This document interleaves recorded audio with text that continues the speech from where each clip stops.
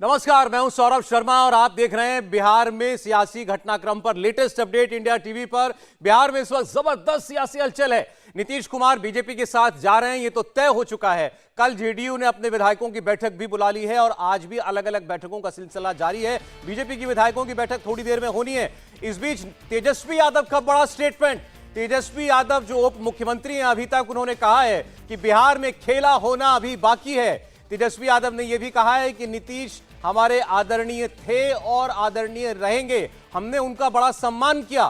तेजस्वी यादव का यह बयान आया है और बहुत कुछ कह रहे हैं तेजस्वी यादव, जब वो कह रहे हैं कि बाजी अभी पूरी तरीके से पलटी नहीं है। तेजस्वी यादव ने कहा कि अभी खेला होना बाकी है। तो उप मुख्यमंत्री तेजस्वी यादव पहला स्टेटमेंट, 3 दिन से जो घटनाक्रम आप बिहार में देख रहे हैं उस पर तेजस्वी यादव का बड़ा बयान कि अभी खेला होना बाकी है। और ये भी कह रहे हैं साथ में कि नीतीश आदरणीय थे और आदरणीय रहेंगे। आपको बता दें, लालू यादव, नीतीश और तेजस्वी यादव ने अपने पार्टी के सभी नेताओं और विधायकों के साथ अभी एक बैठक खत्म की है। बैठक खत्म होने के बाद ये स्टेटमेंट तेजस्वी यादव का सामने आया है। अब इस खेला का क्या मतलब है? क्या वो ये कहना चाह रहे हैं कि उनकी तरफ से भी अभी सरकार बचाने के लिए जो किया जाना है वो किया जाएगा? उन्होंने हथियार नहीं डाले हैं, ऐसे आसानी से वो नीतीश कुमार को सरकार गिराकर बीजेपी के साथ जाने नहीं देंगे। क्या है तेजस्वी यादव का इशारा? यह अब सबसे बड़ी खबर हो गई है बिहार की, जब वो कहते हैं कि खेला होना अभी बाकी है। और लेकिन नीतीश कुमार के खिलाफ कुछ नहीं बोल रहे हैं। तेजस्वी यादव ने अब भी यही कहा है कि वो हमारे लिए सम्मानित हैं। और इस बीच आपको यह भी बता दें कि जेडीयू ने अब खोलकर आरजेडी के खिलाफ मोर्चा खोल दिया है। जेडीयू के प्रवक्ता नीरज कुमार ने बड़ा इल्जाम लगाया आरजेडी के ऊपर। कहा कि आरजेडी का नेतृत्व बेचैन है क्योंकि आरजेडी की आदत नौकरी के बदले जमीन लेने की है। बड़ा हमला बोल रहे हैं जेडीयू के प्रवक्ता आरजेडी के ऊपर कि आरजेडी बेचैन इसीलिए है क्योंकि उसे जमीन के बदले नौकरी के बदले जमीन लेने की आदत है। और बिहार में 2,15,000 शिक्षकों की बहाली कर दी इस सरकार ने और नीतीश कुमार ने। इसमें कोई गड़बड़ आरजेडी नहीं कर पाई, इसीलिए वो बेचैन है। सुनिए नीरज कुमार की बात। राजद नेतृत्व बेचैन है। बेचैनी का कारण साफ है कि चूंकि इन लोगों की आदत में शुमार रहा है नौकरी के बदले जमीन लेने का। तो 2,15,000 शिक्षकों की बहाली जो तय सीमा में माननीय नीतीश कुमार जी के नेतृत्व में हुआ, जिसमें न पदस्थापन में चल पाया न नौकरी देने में चल पाया, तो स्वाभाविक है अनर्गल प्रलाप कर रहे हैं। अनर्गल प्रलाप पर रोक लगाइए, वरना अंजाम इसका राजनीति में बेहतर नहीं होगा। तो आपने जेडीयू के प्रवक्ता नीरज कुमार को सुना और वो खुलकर इल्जाम लगा रहे हैं भ्रष्टाचार का। उनका कहना है कि आरजेडी को भ्रष्टाचार करने की आदत है, नौकरी देते हैं तो उसके बदले में जमीन लेने की आदत है। सीधा इशारा उनका लैंड फॉर जॉब स्कैम, जिसमें आरोपी राबड़ी देवी भी हैं, लालू यादव भी हैं, तेजस्वी यादव भी हैं। और ईडी ने समन भेज रखा है लालू यादव को और उनके बेटे तेजस्वी यादव को भी और राबड़ी देवी को भी।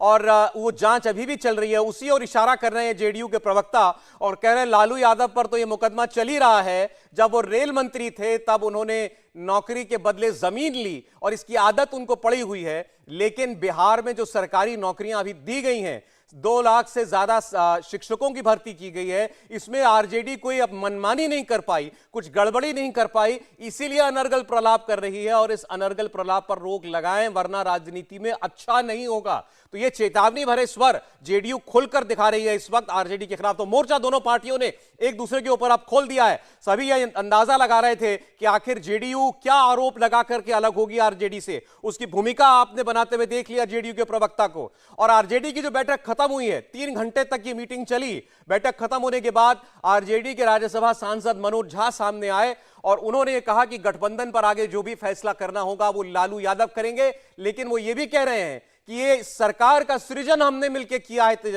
नीतीश कुमार के साथ और हम इसकी हत्या नहीं करेंगे। मतलब वो ये साफ कह रहे हैं कि हमारी वजह से सरकार नहीं गिरेगी, हम इस सरकार से समर्थन नहीं खींचेंगे, किसी और को जो करना है वो करे, हम इस सरकार की हत्या नहीं करेंगे। मनोज झा कह रहे हैं बैठक में समकालीन राजनीति में जो चल रहा है हर मुद्दे पे चर्चा हुई, चाहे राष्ट्रीय मुद्दे हो या राज्य के मुद्दे हो। उसके बाद चर्चा के पश्चात हर पहलू पे गंभीरता पूर्वक विश्लेषण के बाद राष्ट्रीय अध्यक्ष हमारे लालू प्रसाद जी को सब लोगों ने हाथ उठाकर अधिकृत किया। आज कल जो भी निर्णय आप संदर्भ में होगा उसके लिए उन्हें अधिकृत किया गया। हम सब जो आपके समक्ष दिख रहे हैं, जिस सरकार की बुनियाद में हमारे राष्ट्रीय अध्यक्ष और तेजस्वी जी और नीतीश कुमार जी का, उस सरकार के गिराने के बारे में कभी हम सोच सकते हैं क्या? इस सरकार ने रोजगार दिए हैं, अस्पतालों की काया पलट कर दी है। उस सरकार को अपने सृजन किए हुए बच्चे की हत्या हम नहीं कर सकते।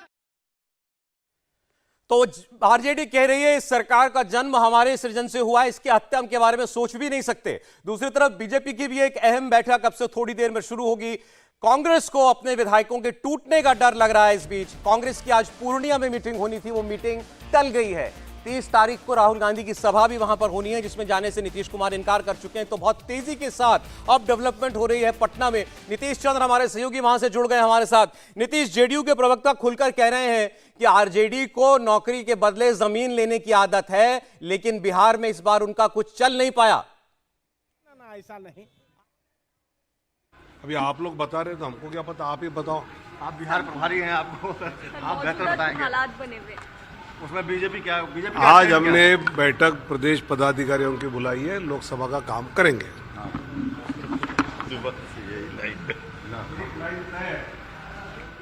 ये विनोद तावड़े थे जिनको आप सुन रहे थे, बीजेपी के बिहार प्रभारी हैं। वो कुछ नहीं बोल रहे हैं, कह रहे हैं कि हमने बैठक बुलाई है बीजेपी पदाधिकारियों की, लेकिन हम लोकसभा की तैयारियों को लेकर चर्चा करेंगे। बिहार में सरकार बनाने को लेकर कुछ नहीं कहा उन्होंने। नीतीश चंद्र हमारे साथ पटना से जुड़े हुए हैं। नीतीश, जेडीयू कह रही है नौकरी के बदले जमीन लेने की आदत है आरजेडी को, अनर्गल प्रलाप बंद करें, खुलकर इल्जाम भ्रष्टाचार के लगा रहे हैं।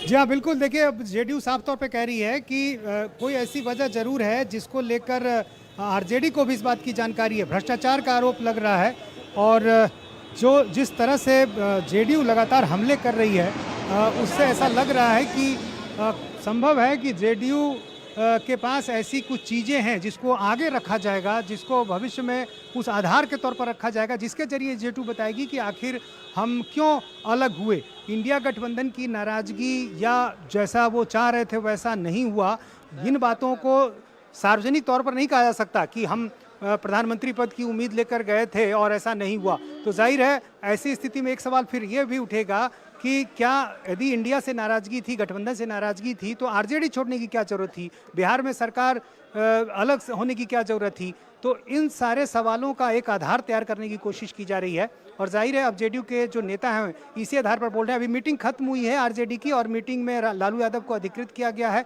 और लालू यादव एक प्रेस कॉन्फ्रेंस करने जा रहे हैं। जैसा कि एक जेडीयू के मंत्री रामानंद यादव ने मुझे कहा है कि थोड़ी देर में लालू यादव प्रेस कॉन्फ्रेंस करेंगे खुद और उसमें उन बातों को रखेंगे, पूरी बातों को रखेंगे। तो देखना होगा कि उस प्रेस कॉन्फ्रेंस में क्या कुछ कहते हैं लालू यादव।